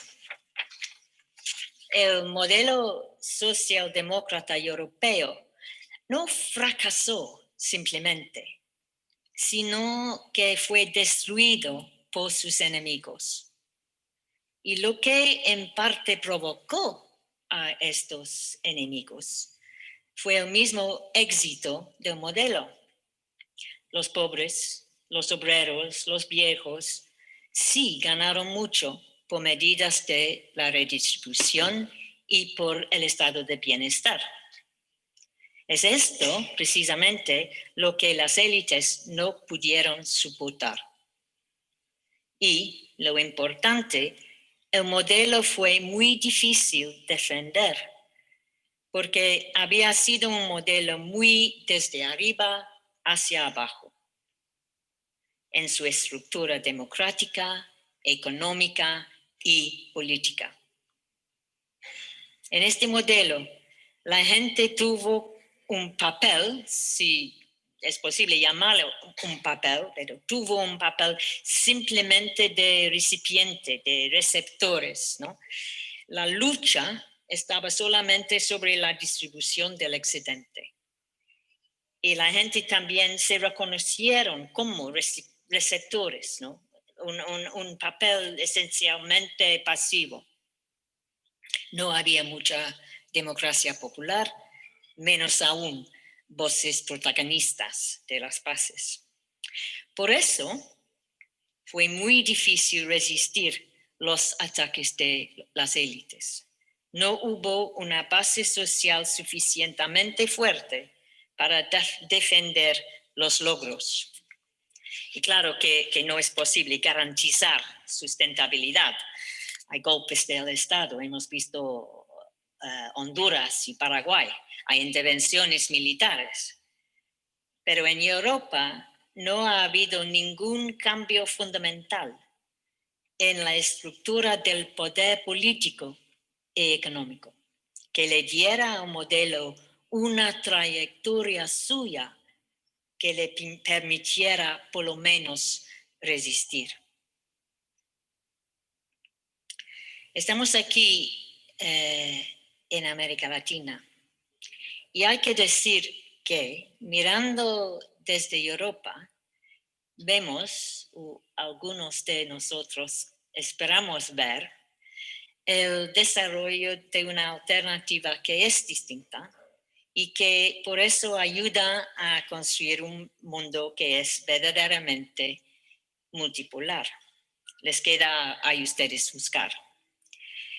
Pero vemos retos a la pura lógica del mercado. Por ejemplo, en el mosaico de alianzas internacionales en el continente, alianzas de mutualidad y de cooperación, tan diferente de la Unión Europea, que tiene que ver solamente con el llamado mercado libre y el argumento repetido con insistencia de que la única relación económica entre países tiene que ser de competencia.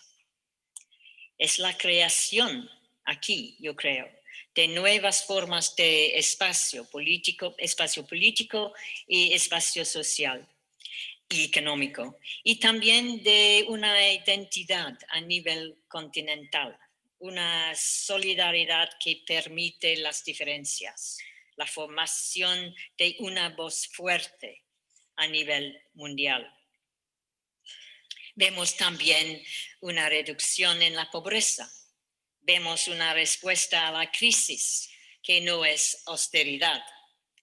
Y los dos son importantes para la democracia. Nos damos cuenta de los retos retóricos y a veces puestos en obra al neoliberalismo que vienen de aquí.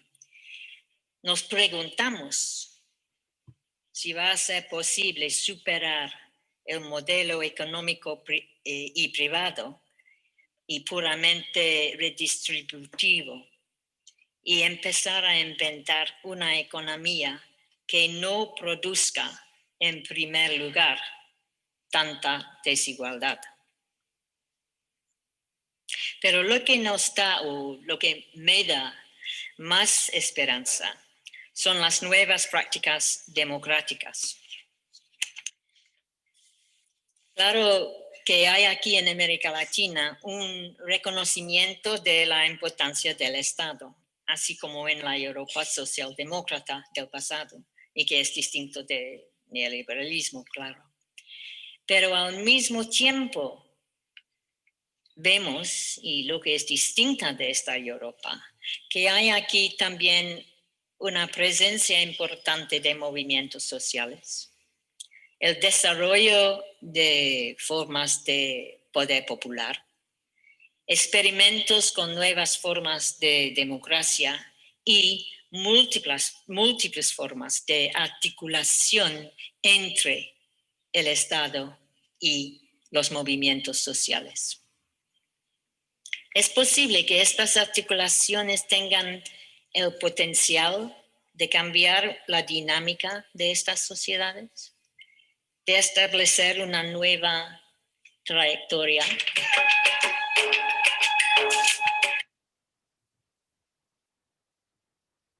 ¿Qué les pareció? ¿Les hizo sentido lo que estaba diciendo en relación a lo que vimos en clase?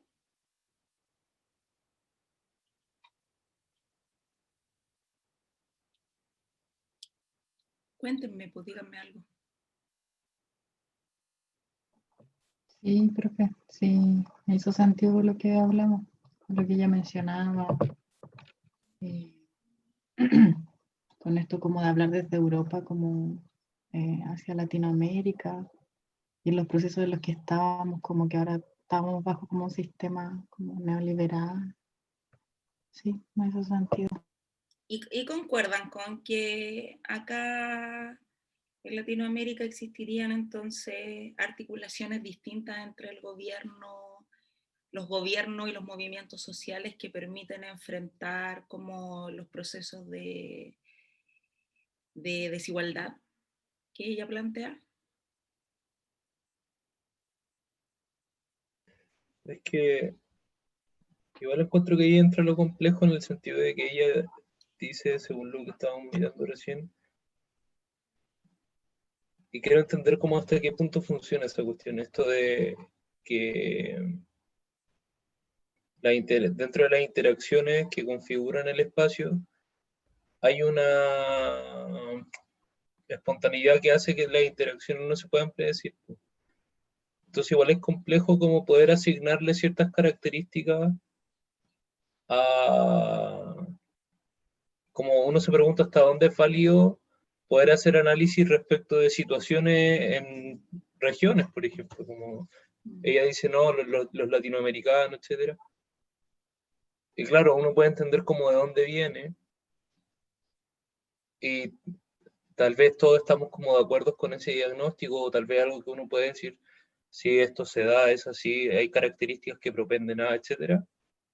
Pero siempre está como el punto en el que uno piensa como, oye, pero si hablamos todo esto, tal vez estamos siendo como deterministas, tal vez estamos asumiendo que hay como reglas asociadas, y eso rompe con lo que entendemos, dice ella, o lo que yo entiendo al menos, ella trata de plantear.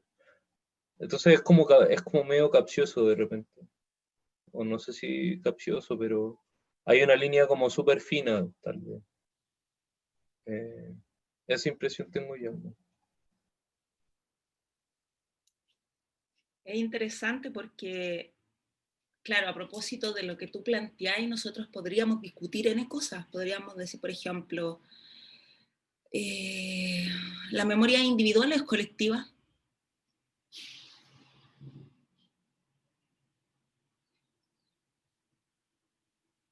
¿Qué opinan ustedes, futuros profes de historia? ¿Individual o colectiva?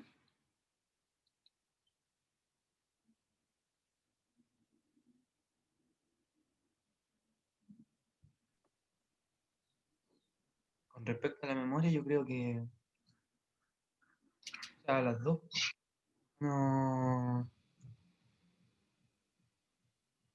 No se puede establecer como un sitio, un espacio de memoria unilateralmente. La idea de la memoria es poder compartirla con el territorio, pero también se desarrolla de manera personal. Y cada quien va dándole su propia significación como a los procesos.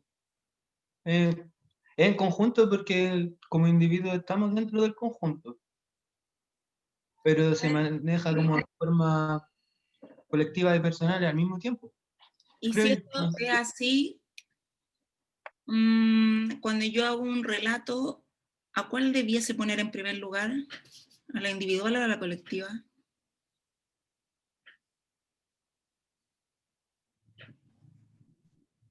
A los puntos comunes de la colectiva. ¿Por qué? Porque son la coincidencia de una serie de subjetividades, y al final te permiten analizar, es que es el problema, como respecto de que te permiten como tener una noción más global, y ahí entran como a utilizarse un montón de palabras de las cuales es súper fácil dudar como en 2 segundos. Ya. Entonces uno está como amarrado de mano. Esto es la gran crítica que se le hace a Doren Massey. Ya ustedes saben que todos los autores siempre se critican, y la gran crítica es esa. O sea, si nosotros consideramos todas las interacciones, ¿qué es más válido que otro? ¿Por qué? Porque la visión en la que nosotros aprendemos, yo sé que ya es molestoso escucharme decir esto, pero es tan real que nosotros aprendimos en el formato cartesiano donde necesitamos saber cuál es la verdad absoluta, ¿ya? Entonces necesitamos saber qué es lo verdadero y qué es lo falso. Y en esa lógica de descubrir qué es lo verdadero y qué es lo falso, el formato de considerar todas las subjetividades, de leer el espacio de todas las interacciones, de entender que la memoria colectiva y la memoria individual ambas son muy importantes, por lo tanto uno no tendría que decidir por cuál empiezo y por cuál termino. Uno podría tener una propuesta pero no es porque esté decidiendo o definiendo una jerarquía. Ya, eso es tan complejo porque no nos permite definir una jerarquía. Entonces la crítica es cómo nosotros entonces podemos interpretar lo que sucede en el espacio si tenemos que considerar todo y a todos. ¿Qué respondería uno a eso?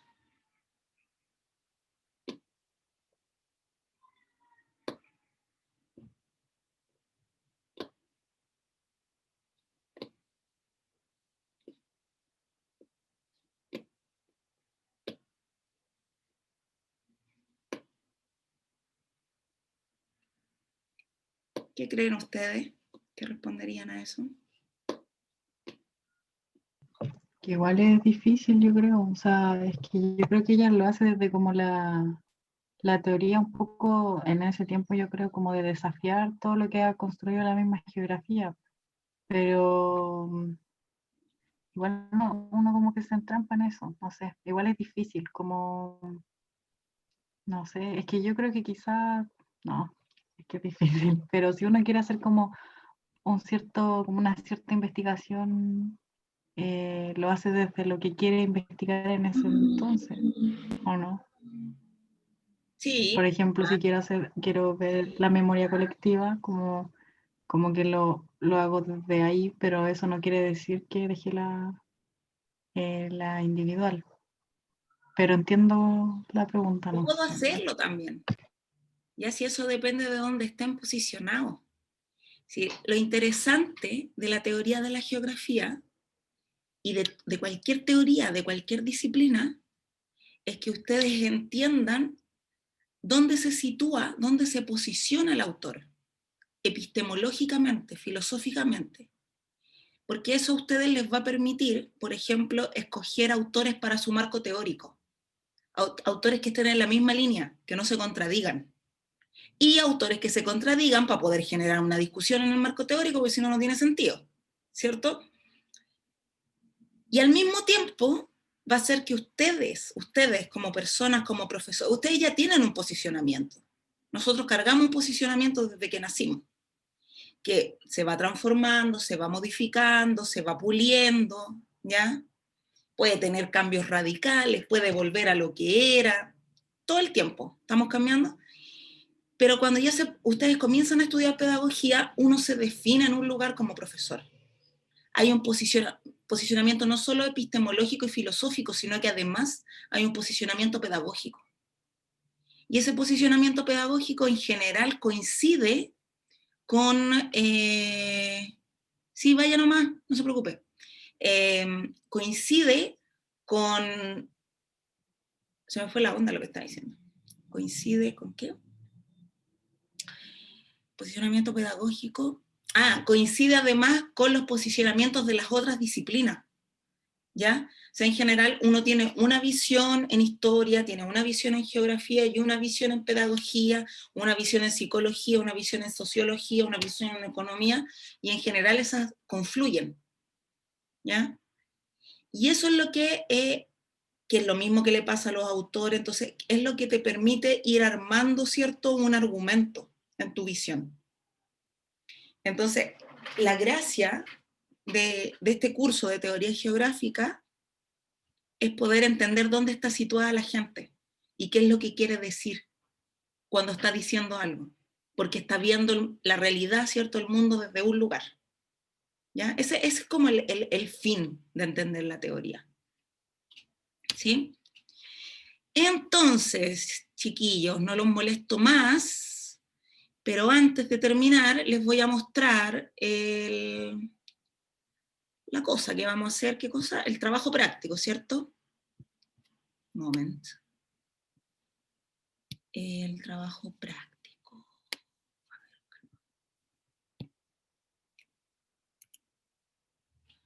Calmation.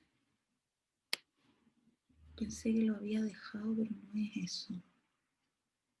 No, no es eso.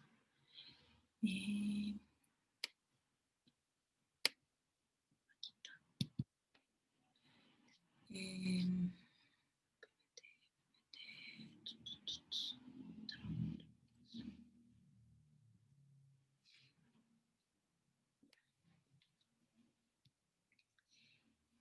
Súper fácil, ¿ya? Es sobre el objeto geográfico del conocimiento. Objetivo, desarrollar un análisis sobre las formas de conocimiento geográfico que se inducen de un relato. ¿Sí? Instrucciones generales. Elija un relato correspondiente a experiencias espaciales. Puede ser canción, poesía, investigación, cuento, mito, ojalá cortito para que yo lo pueda leer, ¿ya? Lo que ustedes quieran, ustedes escogen. Lea detenidamente el relato e identifique cuál es la forma de conocimiento geográfico que subyace. Infiera sobre el origen, la posibilidad y la esencia del conocimiento, según Gessen, ¿cierto? Normas de entrega. Bueno, igual que todo trabajo, debe incluir portada, logo institucional, escuela, título, el nombre del trabajo, el nombre del curso, profesor. No, aquí no hay ayudante, fecha, bla, bla, bla. Debe tener una introducción.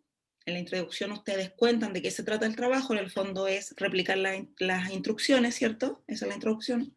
Solo que agregan cuál es el relato, de qué año es, no sé qué, no sé qué. Desarrollo, la ejecución de las instrucciones en general y las ideas finales o conclusiones. Las ideas finales, ¿qué es lo que uno hace? Uno dice, por ejemplo, las implicancias de este trabajo, cuáles serían los aportes de haber hecho ese análisis, ¿sí? Y no olvidar citar bibliográficamente según APA, o según ISO, yo creo que según APA. Ustedes trabajan con APA, ¿cierto? ¿O ISO? Con APA.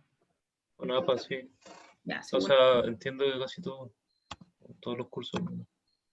ya, según APA, indicadores evaluativos, comprensión lectora, capacidad analítica, capacidad de abstracción, capacidad de interrelación. Material de apoyo al registro de clase. Bueno, y el texto, obvio. Consulta, muy difícil. Profe, esto es individual, ¿cierto? Individual. Gracias. Profe, y una pregunta, entonces, ¿esto como para cuándo sería y es distinto como a un control, o no? Es un trabajo práctico. Es el trabajo práctico 1. Son 2 trabajos prácticos en el curso. Este es el 1. Ya que es donde ustedes ponen en práctica lo que han aprendido. Esa es la gracia. Por eso ustedes eligen el relato, ¿ya? La idea es como todo esto que estamos, porque es heavy, porque la teoría es como algo que uno no puede como capturar. Entonces la idea del trabajo práctico es lograr capturar eso que estamos trabajando en el curso, que es esta cuestión de identificar dónde están situados los autores. ¿Ya? Por supuesto, si ustedes eligen una canción y ustedes conocen la canción, saben más o menos a qué apunta, qué posicionamiento político, por ejemplo, tienen los autores, rápidamente van a saber qué opinan sobre el origen, la posibilidad y la esencia del conocimiento, ¿cierto? ¿Y cuál sería la forma de conocimiento geográfico? Si es coreográfico o corológico. Rápidamente ustedes van a identificar eso. ¿Se entiende? ¿O muy perdido? Yo tengo una duda, profe. En ese relato tienen que estar como todas las experiencias espaciales como los que vimos, porque igual eran distintos posicionamientos. No. Ah, Usted elige un relato un relato correspondiente a una experiencia espacial. Por ejemplo, yo puedo escoger un relato donde se hable del cuerpo de la mujer, porque para mí esa es una experiencia espacial. Puedo escoger una canción que hable de la cordillera, de Hawái, de no sé qué, porque es una experiencia espacial para mí. Puedo escoger un relato que hable de biología, de los microorganismos, porque es una experiencia espacial para mí. Todo eso depende de usted. Usted escoge. Y usted me explica por qué ese relato es una experiencia espacial, pues la introducción. ¿Se entiende? Recuerden que aquí lo importante es la argumentación. Lo que estamos desarrollando aquí es saber argumentar. Aquí no hay bueno ni malo. Hay argumentación. ¿Sí? Sí, profe, y otra pregunta, entonces, en esa experiencia espacial, ¿tendré que poner como hacia qué geografía está o no necesariamente? ¿Qué paradigma? Sí, No, no, no, no no. necesariamente. Solo Es como definir solamente conocimiento geográfico, que es lo que vimos, corográfico o corológico. Hay dos opciones, nada más. Y según el origen, toda la descripción hay que elegir una opción, según la posibilidad, toda hay que elegir una opción, y según la esencia del conocimiento físico y metafísico hay que elegir una opción, ¿cierto? Ahí usted define. Por supuesto, esas opciones debiesen ser coherentes entre sí, ¿cierto? Como ya lo vimos. ya. Sí, sí. Súper. ¿Sí? Nada más que eso, no estamos, todavía no entramos a los paradigmas. Estamos en la primera parte. Seguimos dándole vuelta a cómo se construye la realidad, cómo los autores construyen la realidad. ¿Ya? Es un ejercicio. Con tranquilidad, elijan algo no muy largo, interprétenlo profundamente, sáquenle harto partido. ¿Ya? Ya. Y la idea, voy a mostrarle otra cosa. Nosotros estamos atrasados, para variar, siempre sucede. Estamos acá, geografía poscrítica, que era la semana pasada, pero en realidad estamos a 9, donde ya deberíamos haber empezado con las categorías. Entonces a mí se me ocurre que, ya hoy día es 9, 12, que el 16 entreguen el trabajo. La semana del 16, no el 16, puede ser el 18 para que no sea el mismo día. ¿Les tinca? ¿Sí? Ya lo voy a anotar entonces, si no se me olvidara. Sí, profe. Sería el miércoles de la otra semana, ¿cierto? Sí, miércoles 18.